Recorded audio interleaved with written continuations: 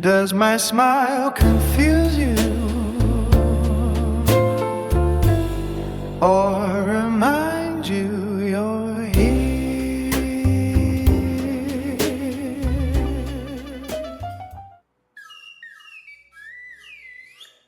Let the games begin. Welcome again to Does My Smile Confuse You? And in part, I'm really going to break down why my smile is always confused everybody. Because I'm going to talk about a period of time that, well, in 1969, I was telling Tony, I always forget to introduce sometimes myself as well as you. No, our names are superfluous. Yeah. It doesn't matter. I'm Hey You. And why don't you be facetious? Yeah, for the So that one way time in my life. you can steal my type. Okay, good. You know, I always wanted to be facetious. So when people say, Rupo, are you being facetious? Why, yes, I am. Yeah, and I always wanted to be fellatio. Oh, so that was fellatio and facetious. Hey. You can't do better than that. They can't. It's a So great this strategy. is comic sense is more important than anything. Than common sense, anything you could think of. And now I'm going to prove it because my dear friend Tony asked me about the beach where I spent 80% of my life. It was Will Rogers State Beach. Yeah. The year, Tommy, since you asked me, was the Summer of Love. You said 1969. If that was the first time you went to the beach. That was the first time I went to the beach. Yeah. And the title of today's show, I sat on everyone's beach towel. Okay, now could you explain that to I'm me? going to elaborate. I have always been so curious about people. I wanted to know everything, what it is to be human. I was, I'm Italian Lebanese, so my mom, we talked about my mom and dad had everybody over. So the beach was Mecca, and I became a pro beach ball. I was going to play other sports, baseball, basketball. I got a little sidetracked. Injuries we've talked about on past shows. I won't get into that. I mean, it must have been hard to be good with your size. It was, Yeah. well, it was hard to be good with two bad wheels. The knees. Oh, yeah. The Yeah, yeah, yeah. ACL, torn meniscus, both knees. Never had them cut. Were you at the beach to heal that? Look at you. I was asking the right question. Went to the beach to jump over the waves. You get mine? I was a basketball star, baseball. So I was jumping over the waves in the winter, cold water. So it was like icing, form of icing, and getting back in shape. Anyhow, that was one of the spots. This was Mecca for Malibu. Everybody came, as you can tell your story later, where you came from Jersey. Everyone came to this half a mile strip of beach. It was Will Rogers State Beach. And right now we're in the process of writing a book with one of the aunts of the Kardashians. Before Malibu, State Beach. So I sat on everyone's beach towel. I play all day, walk to the water to cool off, see a pretty girl, or it could be what we call the dinosaurs. We love the old guys because they were great raconteurs, storytellers. I was weaned and appreciated. I had two grandmothers, grandfathers. So I worshiped stories, old stories. That's what most kids are tragically missing. Sitting around the table, having a grandma and grandfather tell them about the times they lived through. And when you get on someone's beach towel, you exchange stories. It's so personal. Yeah. And what I loved about Will Rogers State Beach, and why it was I'm going to say it forever, the most democratic place on earth, because everybody was wearing shorts in the bikini. You had the billionaires and the bums and everything in between. And we even had them there. And everybody would try and get their expensive cars as close to the sand as they could, lean on them and all that shit. But it didn't matter. You were all, once your feet hit the sand, we were all equal. Yeah. And so I sat on everyone's beach towel and talked to them and engaged with everybody. And that's how I met some of the characters. And that's to say. Okay. You're smart. So my dearest friend, Russell, who was, there's no other way to say it, he was a beautiful lunatic. and I do mean lunatic. He was actually committed 3 times, which we'll get into. In our friendship, I met him briefly at the beach, and then a couple weeks later, he got, I don't want to say incarcerated, whatever the word is. He had to go to the mental hospital. And subsequently, our friendship started 2 weeks after that. He had my phone number. I was the guy who picked him up because it was like One Flew Over the Cuckoo's Nest. It was one of those you could check in and check out. So you met Russ. You met Russ briefly. Right. He gets Locked out. He goes goes off into woohoo. Yeah, the woohoo leg. Okay, right. And who does he call? Right. But you. Ghostbusters. Yeah. So he called me. I go pick him up with the Looney Tooney. I teased him excessively because he wasn't crazy. He was the most sensitive, you know. So this guy gets this guy gets out of the Looney bin. Yeah. And you pick him up and you start making fun of him for being in the That's how we started our friendship. Yeah. So That's a beautiful friendship. well, and I became his protector. In other words, a few other times found that he would go off the rail. So he needed somebody that he could count. His brother and family was back in Chicago.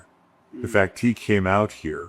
His name was Russell Keiser, and he came out with Joe Montana, you know, the actor. Yeah, and Joe is a Chicago boy, and they were reading, like you, actors, Shakespeare and all that stuff back in Chicago. So, of course, Joe, successor of it too. Yeah. And Russell became cuckoo. Yeah. But he was the greatest kook of all, because you got to meet him before he departed. He checked out on us. Oh yeah, Yeah, and you saw how sensitive he was, but you weren't seeing him when he was the quiche. We called him, he had many monikers he gave himself. Bad Boy Buddha. Yeah, it's like my other friend you're going to meet, Bob, who was Bob Left, the Jewish guy, but he became the Prince. And he was, I can actually interweave that story with Bob, because Bob and Russ were tighties. Oh, they were. Oh, they were really good friends. And Russell would tease Bob incessantly because Bob, chicken and vegetables, he was a freak. Yeah. He was ripped before it was so fashionable to be ripped. Right. He had long hair, good looking guy. So after Burt Reynolds, they had a magazine called Playgirl.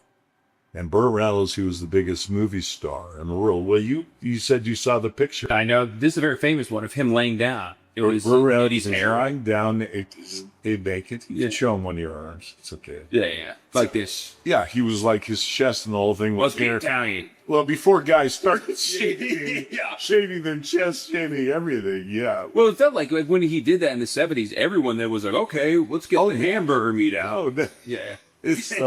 so Bob, better known as the Prince, he was also Russell's best friend because Russell got checks from the government. I mean, I don't like talking about my friend. He's come on, but it's okay. He was a great guy and he did a lot for people, and you know what he was. He talking there, but he was he wouldn't sit on a beach towel, so he would sit on his motorcycle that he brought out here for Chicago and just pose in full black leather. 90-degree, the hottest days of the summer, Russell would be posing on his motorcycle in full leather. Not a bead of sweat. What? Guy had hair like for days. Oh no, there's no way you can describe these characters and the characters that I've met at the beach. It was truly the most democratic. And during 69 and 70, so Bob, all the Chippendales guys all came because we had the hottest girls. Each what are they calling tower? Lifeguard tower. Yeah. They were numbered 13, 14, 15. So the junior high school girls would sit at 13. And then 14 had the high school. And then the college sat at the next. So the it was separated like that. Oh, it was separated. It was all very territorial. Oh, wow. And yeah, but you can infiltrate. Well, you've been there from the beginning. Oh, I was I didn't, I didn't discriminate. Yeah, yeah. I would just sit, whether it's junior high school all the way to the beach clubs, all the beach clubs are still lined up here today. Yeah. The Beach Club, the Jonathan Club, Bel Air Beach Club, the Sand and Sea Club, which was all Jewish. I was the only goy. Yeah. Yeah.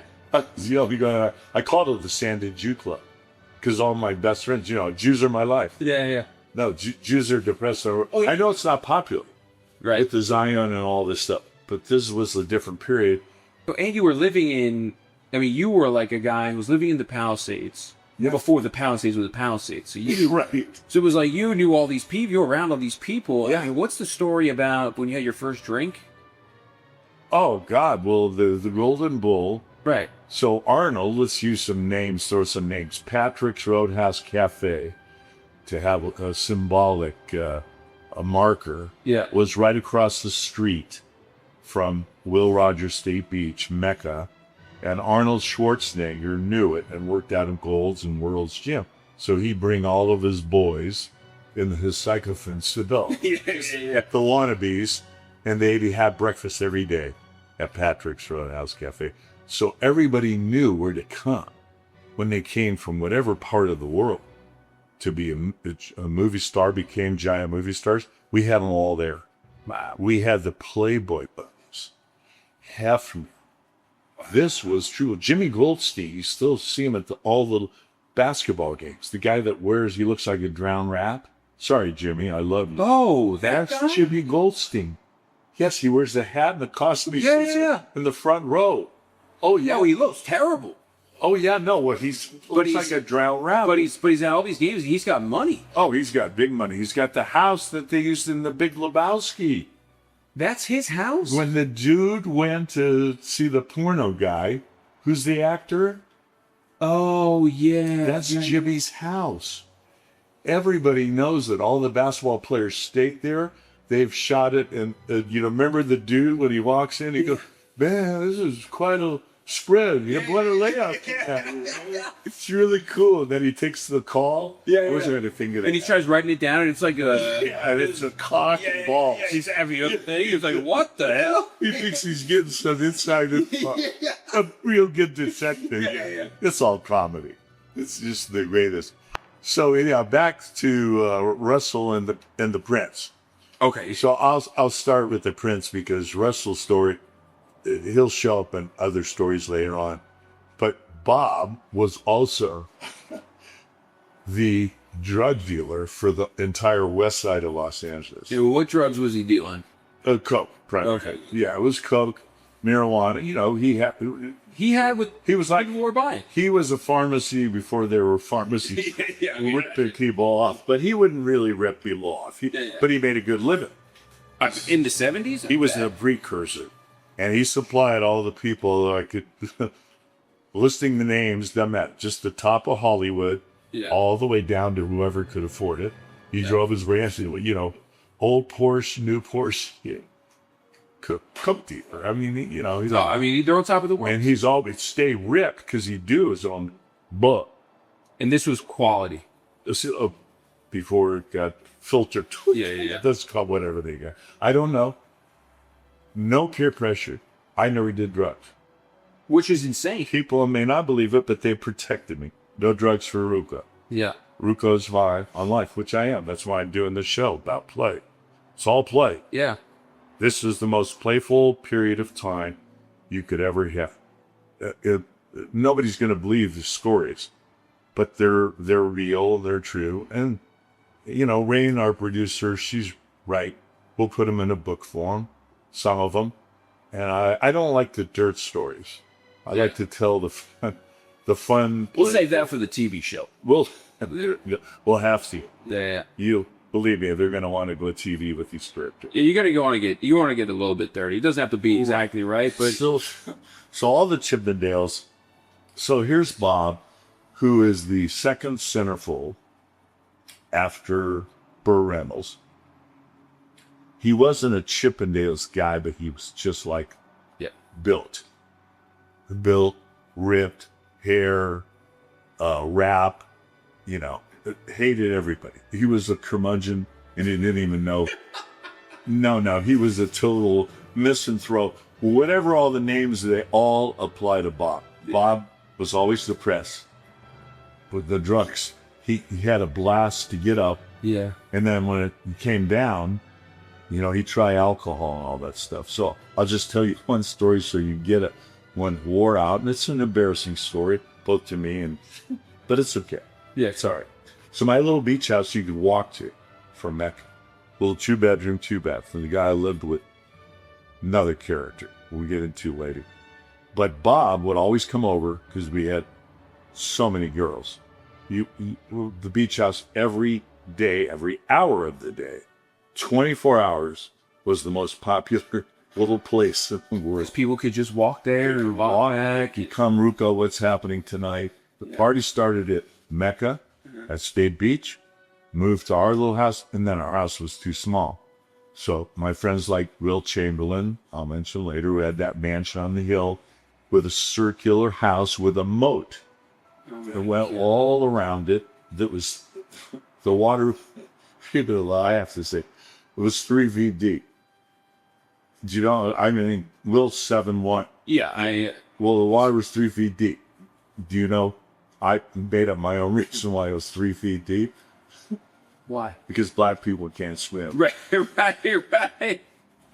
No, but it was actually so. It does. Yeah, it's not really a moat. It's But he's like, I tease him incessantly because I'm actually the world's worst swimmer too. Oh, okay. So yeah, he's a weird black Ruko because he played basketball. He had a 40-inch vertical.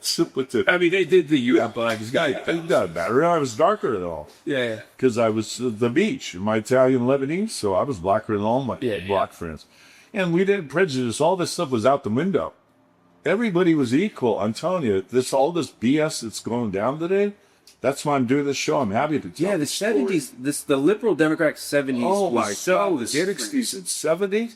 I A mean, difference of opinion was accepted. oh my God, and debates. Yeah. I mean, It was not accepted. arguments. Where you actually listen to somebody. Yeah. That's how I learned about being human. Sitting on a beach towel, actually listening to. I don't care. You know how dumb I was? Yeah. We're all dumb when we're young. So I was learning from the old timers. We called them dinosaurs. They were up against the wall. They were like fried like I am now, wizards. But some of them fought in World War II. Oh, they fought more. So how do you mention that? Al Cohen, one of my favorite storytellers of all time. He fought in both wars. I can't believe it. So anything you're going to say will remind me of the character. You know how I feel, and everybody needs to hear this on our podcast. I look for someone who is a character and has character. And you know how hard that is to find? Very. Why is that hard to find? Because there are many people that are characters and have character. Think about that.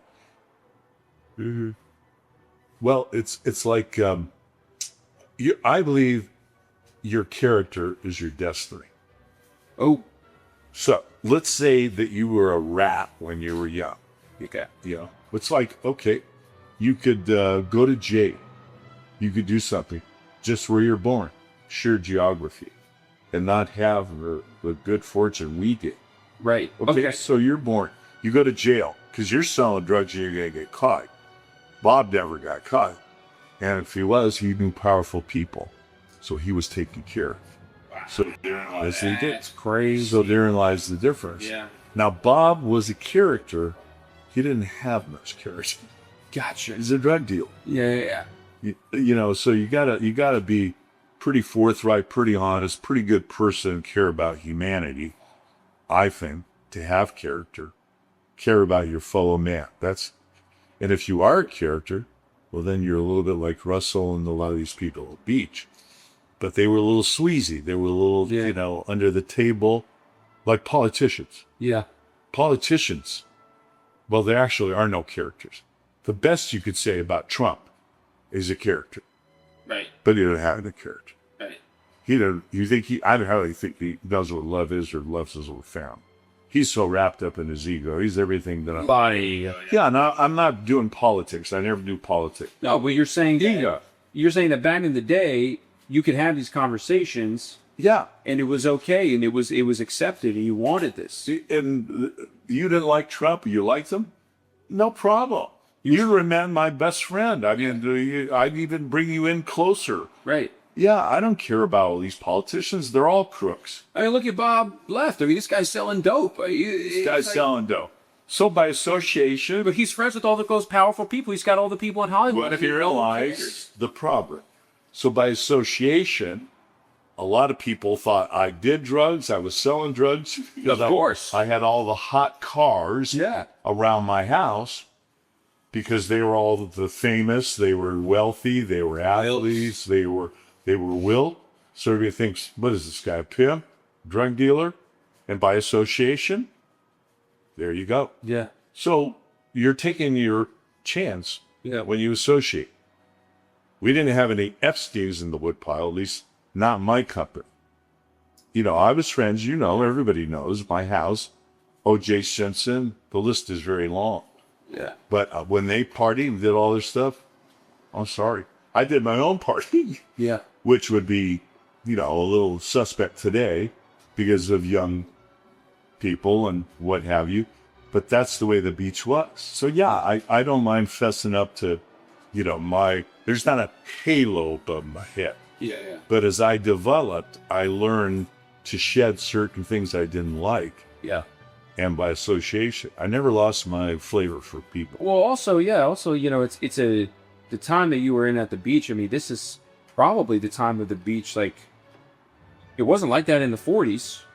I mean, it was happening then. It was happening now. That These are the experience. pioneers of volleyball. Volleyball, which is going to be in the book, Yeah. before Malibu State Beach. We were the pioneers of the sport of volleyball. When volleyball took off, it finally got TV, and my friends Sinjin, Karch, Skokless, all these guys, a lot of them live in the Palisades, played every day, both at Will Rogers, but they call it Will Rogers State Beach, Sereno Beach, and then a little further down, you had Manhattan Beach and Hermosa. But let's get back to Bob, the Prince. Burt Reynolds does the first centerfold. So this is the kind of crazy fun shit you could do. Well, how did you meet Bob? Let's start there. Through Russell. Oh, through Russell. Yeah, I'll make it real short. Yeah, through Russell. And he was Russell's friend primarily. Okay. I more than tolerated him. He was fun to laugh at because he wanted to stay ripped. And in this story I'm going to tell you, it'll explain how we tortured. Yeah. We tortured him all the time. Because he would never deviate from his diet. I mean, ribs are off the chart. So this will end up at the end of the story, us trying to shove Haagen-Dazs ice cream bars down his throat. And he wouldn't even take a bite. He wouldn't take a chance, okay? So we'll start at the back. I need that psycho. So here comes Bob. He's the second centerfold for Playground. He'd always come over to my house for any party, wherever we threw it, with his centerfold unfolded with in a post with his head, his big smile. He had a great smile. His smile behind his picture. He goes, "I'm here, girls." That was the fun and lunacy of Bob. Yeah. And in that, you have to love a guy like that. Yeah. You know, he's like that. So now, let's cut to He took a piece of your heart from the beginning. It's a lot. He took a piece of your heart from Oh, the yeah. beginning. No, you got to love characters like this. I mean, they're entertaining. You know, this is no flatline world we live in. Yeah. You know, you had top to bottom. You had He was part of your crew. anything. He was. We just tortured him. But Come on, Bob. We're open his mouth trying to shove a piece of cake. Yeah. You know, you love Did your mom ever do that to him? Like, did your mom or people? Because, you know. No, Bob wouldn't chance. That's so funny. He'd say that. He wouldn't chance coming over to my mother's house. He wouldn't go. He knew he'd have to eat. He do. Yeah. He knew Mom would kick his ass. There's no way you walk into town in Lebanese, you don't eat. You're not eating. That's what I'm If you're saying. not, are you kidding? How do you think I got to be so big? Yeah. If If you don't, I eat 3 plates of food, just packed. Yeah. What's the matter? What's wrong? What did I not do? Did I mess up on the meatloaf? Or I go, Mom, ate 3 plates would kill like most people. And Will, fortunately, had a giant friends. Will in And there. Charlie, She probably he loved was in heaven. Yeah. And we had a table like this. He'd sit because he was like, he'd have his own side of the table. Yeah. And then everybody turns into a little kid at my mom's house. So while she was cooking that, Why was that? well, because they couldn't wait, for the food. They'd smell it. Yeah. And my mom would step out of the kitchen. This was rare in itself.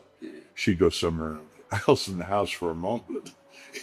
You'd see Will picking at the turkey and do whatever it is they do. So they all turned into kids. Oh, Mr. Rukoff, what time are we going to eat? And she go, if you had going up to Wilt, my mom was like 4'11", 5 feet. No. Yeah, she'd go up and slap it. Get your hand out of get your hand out like potatoes. It's like a claw. I mean, Yeah, the whole thing. So Bob would come with his surfboard, do a little pull, and then the fun would start, and this madness. So now we go to a room with a girl, and I really hate to tell these stories because I don't know if they'll hold up. They might edit out. I don't know. Right. We don't edit. Yeah, we'll see what happens. Well, anyhow, Bob he did too much cocaine, so he couldn't perform. Oh, he got the link. He got the link. Yeah. He went. Push and row, so they say. Is that what they call it? That's what they call it. Push and row. Machine rope. You can see what I do. Okay, so the girl would come running out of the room, and Bob would be standing there naked. He goes, shit. He goes, Daryl, get her back here. And she'd go running out of the house or carry the ambulance. So then Bob put a half an hour, he blasts, and now he's erecting it. Oh, we need it to get back up. Right. So he would say, call him. I go, Bob. Just that's where I'm going to end the story about Bob the Prince. For now. For now, to be continued. I have stories, and I'm going to try and clean it up as much as possible. But before we end, why don't you talk about Ren and why? Oh, yeah. So, what I want to say is why I think these stories are so interesting is because I grew up wanting to come here, wanting to be here for a long period of my life. And to then come here and experience a year in COVID, then the strikes and everything, it just felt things I haven't been able to get a good rhythm into an experience. Yeah. He's an actor, writer, producer, and in my stories. Yeah. So to hear these stories, which is like the ground floor of like the culture of where LA was in the late 60s, early 70s, which is one of my favorite time periods. Yeah. You're very blessed. You're very blessed to, experience that. It's by today's standards, it's insanity. And what was great about it is it's so different than the sickness of the Epstein stuff. Yeah. There was, believe it or not, as harsh as some of the stories might sound, I'm going to start because it's funny. My first tear, 3,000 people sold out at the Poly Gym. Yeah. My mom comes running onto the court, and you're going to see me, my mom, and the paramedics driving to the hospital. Yeah, that's how I opened it up. Yeah. That is fantastic. You start there. You start that pain. See that, Ray? Those the guys. We had all the lifeguards. Lifeguards had their own parties, 2 or 3 parties a year. So all these Chippendales, actors, I brought... These are the most beautiful people on the planet. They all congregated at these beach clubs. That's where the lifeguards threw their party. Chippendales, Hefner, Jimmy Goldstein is still going. The guy that sat, the big record producer, there was one phone booth, one old-fashioned phone booth that everybody used. And the guy that sat next to Jack Nicholson in all the Laker games, he's still alive. Oh, yeah. I know that. The big producer. He did all of his business from that phone booth. And Rain and I got the phone number of the phone booth, and nobody took it. I waited 2 months. I got the State Beach phone number at my house. No. Yes. And 2 days after I got the phone number, Palisades fires. A year and a half ago. Yeah. After all that time, I got the State Beach phone number. Think about that. And it was burned down. Everybody used that phone booth. Yeah, so it was there. That's why I have to do what I'm doing now. Trying to hope everything is cyclical, that it turns around. I'd love it if this show and people could learn to actually interact and forget all this nonsense. Yes. That's why I'm so happy. We jumped about it last week. You're a millennial. You're 33, but you got old soul. You got character. You are a character. No, but you do, and you care. Can't spell character. Though. You can't. There it is. See, you're answering your own question. Yeah. If you don't care, you can't build character. Yeah. And to be a character, you got to be a little bit of a stinker, a little bit of a blanker, and not be afraid to have a little fun. And that means you might go a little past whatever the speed limit is in your car, which we did dig. Well, you can almost say that, to have character is that you care, and to be a character is you need character. I rest your case. You're resting on it. Couldn't have said it better myself.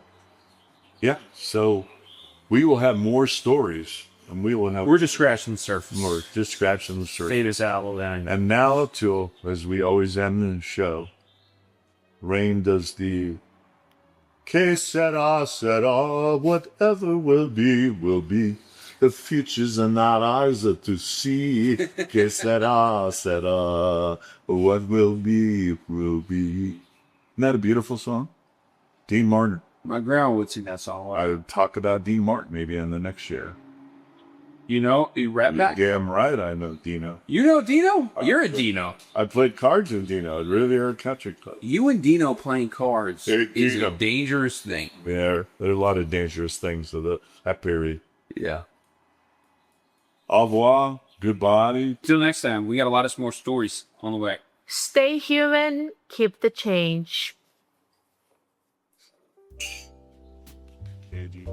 Can't do better than...